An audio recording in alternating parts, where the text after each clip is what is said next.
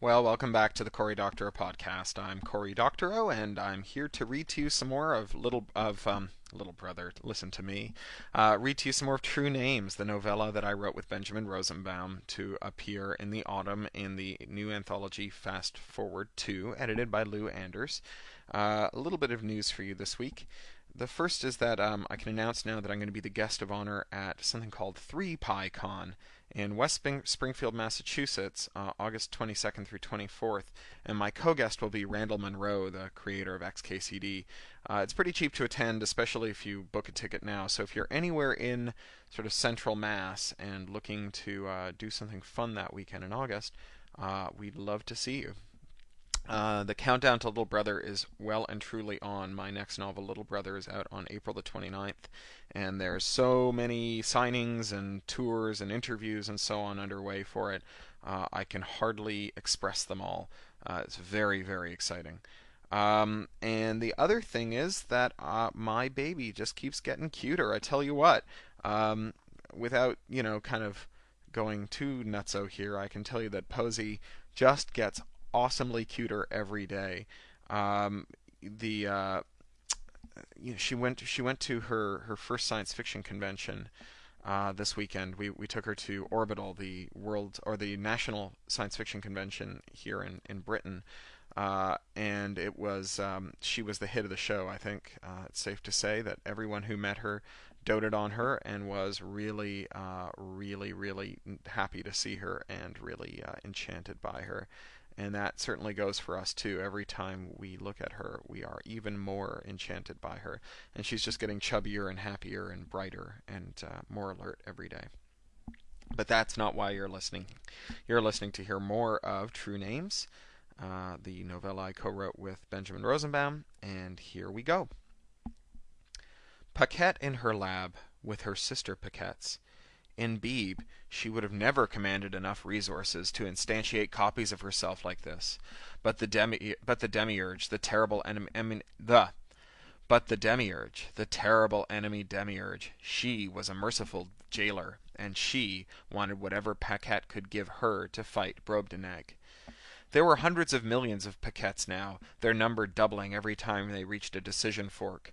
They performed multiple analyses on all the military intelligence ever assembled on Brobdingnag. Each area of uncertainty teemed with as many Paquettes as were needed to brute force the problem space. Philosopher she had been, a mighty general she had become. She ran ruthless sims in which massive quantities of Beebe, of Demiurge, of herself were sacrificed to stop the hideous spread of Brobdingnag. She watched each simulated star that winked out with a hard glare, hoping it brought victory closer to hand. The Demiurge was a wonderful substrate. Unlike the mess that was Beebe, the mess that Paquette herself had become, all pieces of Demiurge were roughly equivalent. Any Demiurge could be used to regenerate all of Demiurge, should the bulk of her hostess be sacrificed to victory. Unlike the mess that was Beebe, in Demiurge Paquette could command whatever resource she needed by asserting her need, without the tedious, messy, fatal business of sucking up and jockeying for power. Brobdingnag, for its part, did not evolve, did not adapt. It replicated flawlessly and exactly. Its formula was known. This made Brobdingnag easy to simulate. Theoretically, it should have made Brobdingnag easy to beat. A solution that stopped any bit of Brobdingnag should stop any other bit. In practice, Brobdingnag had complex flocking logic.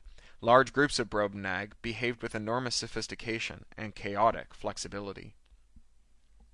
The proto-Beebe that had been birthed long ago by Demiurge's desperation had already learned how to create a barrier impregnable to the Demiurge space to maintain it.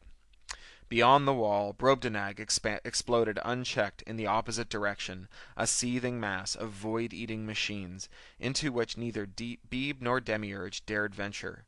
And all around the edges of the barrier, Demiurge scrambled to extend the wall before Brobdingnag could outflank it. The topography of the barrier was all important. If, on average, it was convex, Brobdingnag could be contained. If it was concave to a certain degree, the universe might be divided between Brobdingnag and Demiurge/Beebe. Beyond that degree, though, Demiurge would lose. For a while, remnants of Beeb and Demiurge might survive inside a barrier bubble. In the end, though, there would not be enough matter to resupply the wall. Beyond the critical degree of concavity, the defense collapsed, and the fate of all the matter in the future light cone was to become Brobdingnag. Trillions of generations of demiurgic thought had already gone into improving the material design of the wall with limited success, and this branched myriad of piquettes was anyway too far from the front to test such hypotheses. Instead, they concentrated on topology. Some piquettes simulated abandoning the current front, beginning the wall again farther out. Others simulated allowing Brobdingnag incursions and then sealing them off from the main Brobdingnag body, hoping to increase the wall's convexity first and deal with the invaders later. Others tried flinging smallish black holes around the edge of the wall, obliterating the initial influx of new Brobdingnag and curving the wall's surface as well by their passage. Others attempted injecting entire solar systems, surrounded by their own barrier bubbles, into the Brobdingnag mass to divide and disrupt it. Paquettes fammed out through the problem space, then seethed inwards, merging to deliver their discoveries. The same answers kept coming back. Brobdingnag would win. Brobdingnag would win. The splendid tumult and ambition of Beeb life, the peaceful, wondrous heterogeneity of dumb matter Demiurge garden and preserved, novas, dust clouds, flowers, tea parties physical and virtual, all would become featureless, mindless, jigsaw Brobdingnag. One Paquette turned from simulations and paced across the bare white floor in the center of her mind. She had overconcentrated. Her thoughts were stagnant, locked in the same channels. She manifested eyes to rub, a dry throat to clear. She left her sisters to their work and wandered through Demiurge, looking for something else to do. She found the emulation that had birthed her, and stood watching life aboard the comet. Her other self was descending the long staircase to the archives, accompanied by Nadia, how typical of Nadia, to muscle in on the action, Algernon, and, her heart gave a little flutter, Alonzo. She reached into and through them, rippling the emulation's surface like a pool, sifting in her paws the underlying implementation structures like a sandy bottom. To distract herself, to banish thoughts of longing and remorse, would that I were there with you, Alonzo, she decided to calculate the emulation's Tav constant, which described the degree of abstraction and lossiness, the elided reality of an emulation, which must constantly be reseeded from fresh data. Tav was usually below 0.5. Extremely lush and expensive emulations, such as real-time military-grade predictive spawn worlds, sometimes approach 0.75, with 1.0 as an impossible limit, maximal limit. The emulation's Tav constant was 0.56, a respectable value, which consoled her. At least she wasn't born in some cut-rate mock-up. She rechecked the value, this time not using the standard Beebian modality, but the unfamiliar Demiurgian systems she had recently mastered, and found a value of 0.575. Philosopher that she was, the disparity intrigued her, and she dug deeper. The Beebian system of Tav calculation was a corollary result from the work of the classical mathematician and poet Albagromius, who first formalized the proof of the incalculability of the solipsist lemma.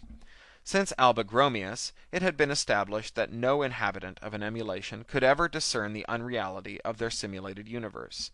Demiurgic thought agreed with this, having arrived by different means at the same conclusion.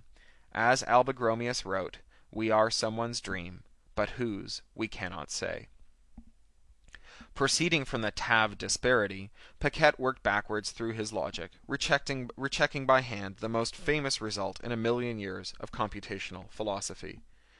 She did not need the computing power of a world. She did not need to commandeer an army of her sisters to flood the problem space, to burn cycles until Demiurge's bulk groaned and flared with effort. Instead, the solution was simple and analytical. She needed only a pad of lined yellow paper. It was like walking down a crowded thoroughfare in the heart of mathematical philosophy, and noticing a door on the wall that no one had ever noticed before. Paquette went through the door. Aboard the comet, the grinding and the heat ceased. The lights flickered on above the melted Taj Mahals, sobbing strategies swallowed and looked up. The plunging markets blipped upwards. Alonso took Paquette's paws in his grippers, pulled her into a private space, the nighttime cliff by the waterfall. "It's okay," Alonso said. He handed Paquette Nadia's proposal of destructive transformation. "Paquette, it's all right." Paquette's face darkened. She held the proposal, unread, uneasily. "Alonso, you don't have to do this. Don't give in to this attack. Don't be hijacked by her greed."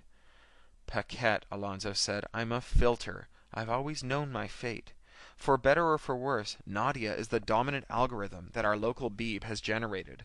Now I have a chance to reshape that algorithm, to create something else, something as powerful maybe, but gentler and better. How can I refuse? It's what I'm for." Paquette's throat tightened. "Don't say that. That's not all you're for. Alonso, haven't you said so many times that you abhor the bitter struggle of Beeb life, the raw lust for power, the idea that survival and conquest and domination are the ends of existence? What is she but—" "I have said that," Alonso said, and Paquette was immediately ashamed of having thrown inconsistency back in his face. But his gentle smile soothed her anguish. "Paquette, philosophers have the luxury of thinking in absolutes. The rest of us have, perhaps, more practice managing situations in which choices are constrained. What would you have me do? Filter no one, or filter someone else?" And Paquette, abhorring her own selfish desire, squeezed her eyes shut and said nothing. "She does want me," Alonso said after a pause. "I'm sure of it, if only to soothe her own conscience. She does have one under all that swagger. Taking me this way, it's a way to assuage her guilt at driving Beeb to the brink of destruction, of forcing herself on me." Paquette said nothing. "If only for that reason, we can bargain a little. Don't give all remaining 74 Beeb demiurge isomorphisms directly to Nadia. Deliver some of them to her, in stages, but put most of them in escrow for Nadia Prime's maturity. Make sure they belong to Nadia Prime, not to Nadia outright.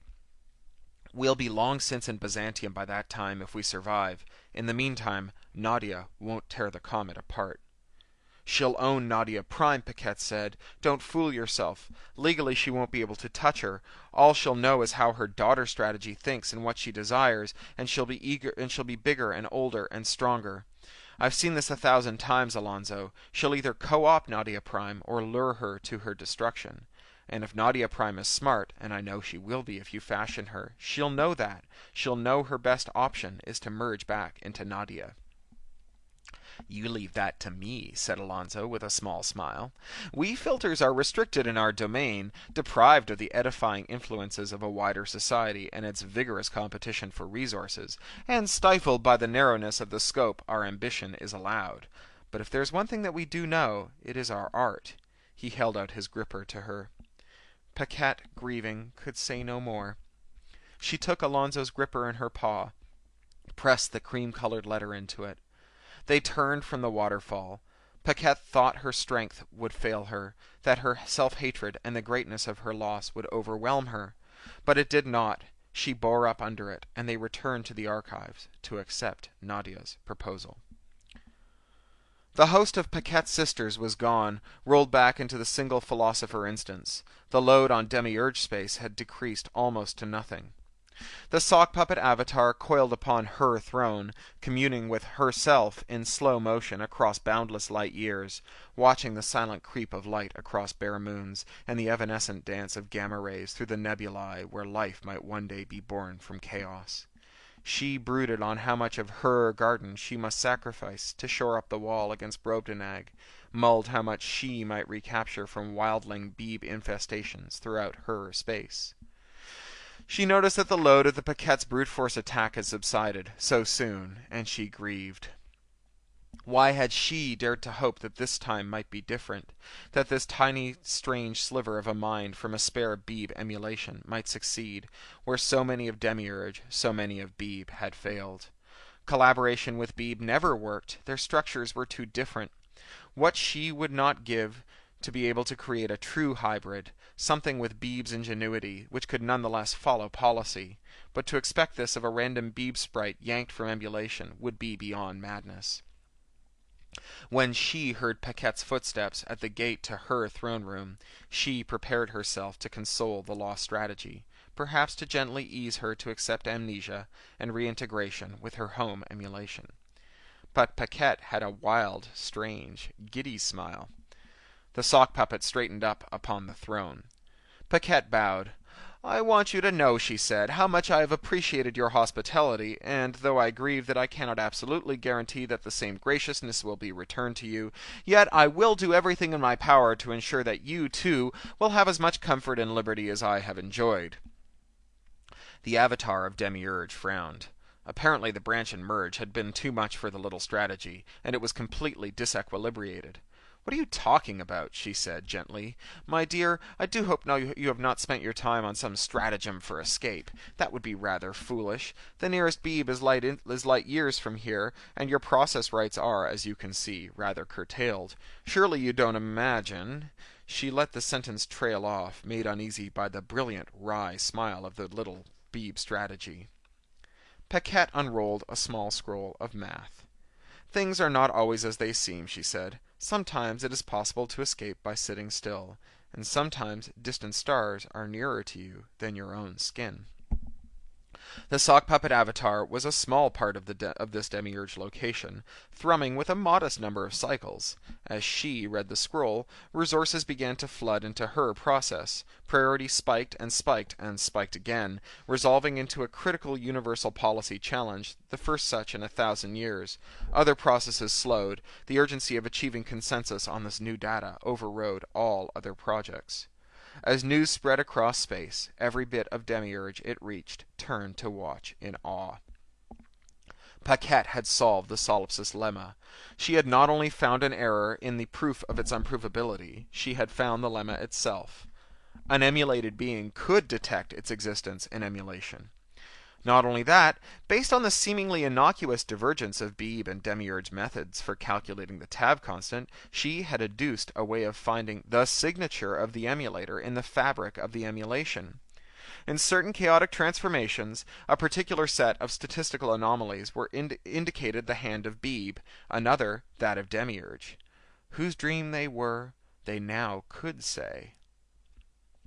Demiurge, in the sock puppet, shivered as she crunched the numbers. She feared she knew the answer already, knew it from Paquette's giddy smile. Still, the little strategy must surely be wrong. Planets, worlds, nebulae, the vast inimical Brobdingnag, the chorus of Demiurge across the light years. Surely it was real. Surely it was not mirrors and stage flats, approximations and compressions, bits churning in some factory of computational prediction and analysis, a mirage. But the error was there, the drift in the math. The world was not real, and what was more, the demiurge sock puppet lifted her appalled eyes to Paquette's. "Welcome to Beeb," said the philosopher, and bowed. The comet was abuzz. Certainly there were those who disapproved, who decried the damage Nadia had wrought, who vowed to fight her bitterly as the tyrant she was. In the seceded region of level 5672, martial law was still in force, and refugees were organized into militias. But Beeb healed easily. Byzantium approached, the fountains gushed again by the Taj Mahals, the markets were on a tear, the world of high fashion had never blossomed so brilliantly, and the dramatic confrontation of Nadia and Paquette over Alonso had already inspired a major operetta, a sensorial projection decology, a theme park, and a number of ribald limericks before it had even left primary rotation on the celebrity gossip news feeds. For most of Beeb on the Comet, tyrant or no, Nadia possessed that quality most instrumental in capturing their devotion. She was exciting. And now, a wedding! Who held the news conferences? Who organized the caterers? Who organized the construction of 78,787,878 dissimilar fractal flower arrangements, each containing an entire microsociety housed on the central bud with its own unique geography, ecology, history, and tradition of prose epics as centerpieces for the tables at the reception? Who arranged for an entire constellation of sim spaces on level 546, an unpopular region containing the comet's entire records of the legendary paleobiological evolutionary roots of computational life, to be wiped to make room for a vast unitary sim space where the event would be held? Algernon! Nadia paid, of course, but she asked no questions. Her desires now accomplished, she left the details to others, concentrating her energies in the archives, where she communed with the demiurge fossil, and patiently awaiting each transfer of critical information from Paquette. Though, it should be said, she also delegated one tendril avatar to call daily upon Alonso with the greatest of propriety. A mansion had been constructed as temporary quarters for Alonso, his old bachelor residence being now thought unsuitable, and there he roomed with Algernon, quietly receiving Nadia each day in an oaken room by the fireside. He did not forgive her. She knew that. But nor did he spend himself on resentment and anger. He knew her for what she was, knew her monumental greed and selfishness and pride. But he did not hate her. No, in her, a fascinating challenge, a life's work, had found him, and he accepted it. Nadia discovered in Alonso an immense pride. He believed he could make her right, make her successor what she should have been. At moments she could allow herself to believe he enjoyed her company, and she was surprised to find that this mattered to her. Nadia began to feel the keen edge of regret as she put aside her half-finished Alonso solution and left him to his privacy. The drama and uncertainty were over now. Nadia had no need to rage, nor Alonso to quaver and rebel. They talked quietly, companionably, each in their own way impatient for the day, each in their own way, for increasingly Nadia would miss him, also dreading it. As for the mob, the paparazzi, the tumult of Bibian society, Nadia ignored them. She no longer needed to scheme in order to gain ascendancy in the Comet. The economic results of the crisis of the wooing of Alonso, as the theatrical demimonde insisted on calling it, had worked all to her advantage, and she now controlled directly or by proxy an absolute majority of Comet Beeb's computational cycles, memory, and global votes. If anything, she should plan for their arrival in Byzantium, and she made some desultory attempts at strategic preparations. But in fact, her mind was on Demiurge. The daily visits to her promised filter groom were the only respite from her obsession, and a fleeting one. Paquette bided and abided. That her visits to Alonso were more frequent than Nadia's caused some fleeting scandal among the outer periphery of the news feed. But philosophers tending to be an unsuitable subject for tabloid gossip, and Paquette's famed unworldliness and innocence making it difficult to seriously take any notion of an intrigue, this soon faded. Even Alonso did not suspect the extent of the violence and sorrow among the sub-agencies inhabiting Paquette. She kept her borders of scale locked up tight. Alonso perhaps knew best which Algernon perhaps knew best what she endured. But Algernon was busy, and full of a whirlwind of emotions of his own. Pride enough to sing triumphant through Comet Beeb, grief enough to drown in an endless lake of sorrow, gratitude for his place by Alonso's side, for their giddy late-night conversations, swimming in the mansion's upper plasma globes, giggling over old jokes, poring through the complex filter plans which Alonso would drag out from the most esoteric historical sources, wondering at the long road they traveled and how they were, finally, here. Who would have believed it? These principal emotions of Algernon's were joined by irritation, admiration, envy, relief, worry, rage, good humor, and exhaustion. The one thing he could do was make this a wedding Beeb would remember until the stars went out. The rest was out of his hands. The day arrived. The SimSpace whose construction Algernon had supervised, under the strictest possible secrecy, which is to say that all Comet Beeb was arguing over the details within minutes of their authoring, was fittingly grand and regal. A red desert 10 apparent light minutes broad, smoothed by methane winds and broken by deep crevasses, smoldered in the gloaming. In the center of it stood the bone tower where Alonso waited. The party gardens where the invitees, most of Comet Beeb, by hook or by crook, gathered, were well hidden in the crevasses and soundproofed. No hint of the revels and speculations and drunken arguments within them marred the silent grandeur of the lands above. Some guest or other first figured it out, and then the news spread. The terms of the filtering contract were perceptible in the arrangement of the constellations, through a clever cipher. The guest deciphered, debated, giggled, flirted, and made merry. Then green, red, and hyperblue suns dawned over the desert, Fireworks blossomed, and crystalline poems composed for the occasion coalesced naturally at the border of the supersaturated troposphere and rained across the landscape, falling into austere desert sands and the soup tureens of the party gardens alike. And if, as Nadia was preparing herself, Algernon happened to scurry into the basement of the Bone Tower with a bulky, opaquely wrapped package, who would wonder at that? When he had prepared so many surprises and delights for this day, why not, perhaps, something for the happy couple? Nadia came flying across the desert, cloak whipping in the winds, trailing sonic booms that shattered the sand, to the Bone Tower, to Alonso. Perhaps they could have done without all the theater, but Alonso was unwilling to wound Algernon by any hint of reluctance, and Nadia, looking forward eagerly to co-opting Nadia Prime, to commanding Paquette's full cooperation in the remaining isomorphisms, to gaining all the secrets of Demiurge as well as to the rumored ecstasy of the event itself, was in an indulgent mood. There in the privacy of the tower, the filtering took place. What it is to be known, and what it is to hold in your hands the very source code of your lover, to follow with eyes and touch the knots and pathways of her being.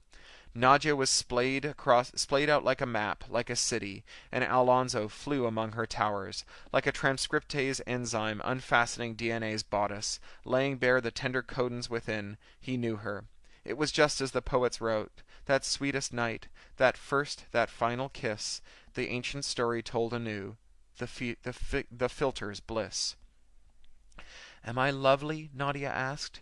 "You are," said Alonso, copying, shaping, writing in his mind the code of the transformation, testing it and refining it as he caressed her essence. "So lovely, I did not even imagine it." "I'm glad it was you," she whispered. "As am I," Alonso said, and meant it. There are moments when we are all over-determined, our feelings orchestrated by designs more ancient than we, when beauty and destiny overwhelm us. She was lovely, and if she had been brutal, if she had considered him at first as little more than an implement, a tool for attaining her goals, he could smile at that now, knowing what was to come next. At last he had the code, refined and ready, the last routine he would ever run.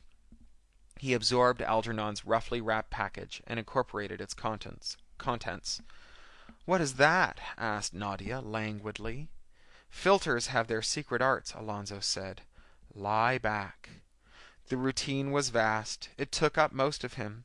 He was squeezed in around the sides of it. He did not linger long over choosing the parts of himself to sacrifice. It would all be gone soon. He worked swiftly, dizzy with speed, like a tightrope walker, not looking down. "It's ready," he said. "Linger a while," she breathed. He relented for a space. They danced. Neither thought of the extravagant expense of maintaining this simulation. What was Nadia's wealth for, if not for this? But after a time they noticed the news ticker running in the deep background of their minds. The impact with Byzantium approached. "It's time," he said. "Yes, my love," she said.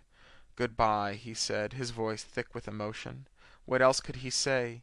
He would say, "Remember me," but he knew she would not forget. "Farewell," she breathed. "Thank you, Alonso. Oh, thank you." "Don't thank me too soon," he thought wryly, and released the routine. It ate him first. It ate a third of her. She felt the sharp cut of it and cried out. In that vast space, in the sixth of Comet B torn from the new mother Nadia, plus the tiny slip of process space that had been Alonso, the routine wrought the new daemon, the new transformation, the Nadia Prime. The tower shattered. Nadia fell with it, and was gently caught by a host of fluttering ornithisms who carried her, reeling, to the ground. Well, that's enough for this week. I expect you'll hear from Ben next.